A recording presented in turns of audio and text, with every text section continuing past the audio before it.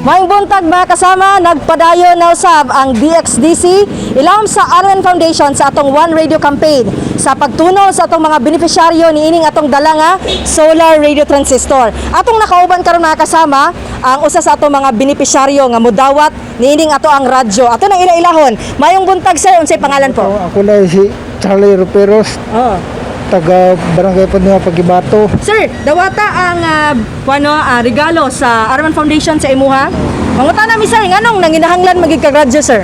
Nanginalang ko radyo kay sa mga lugar, bukid, mangod, tapos way signal ba niya. Oo. Layo rin sa communication na. Pari atong last time, nahitabo ang bagyong ulit. May kabalo nga signal number 1 na yung Davao Region, tapos pinsara kami, nangatuwan na ito kamo saging tukod. Kasi trabaho nimo sir. Karide, kung ano, bukid nagyapon, uma. So karon na naman kay nadawat nga radyo unsa naka-importante sa imong karon sir? Ako kaya na importante kay Dakong tabang sa imong. kay sa module sa akong mga mangod, kay single lang ko. Sakto kay mga kasama ang ato ang beneficiary karon nang hinahanglan gid kaayo siya radyo kay para ma-update sila sa mga balita kay tung recent day katong sa Odette.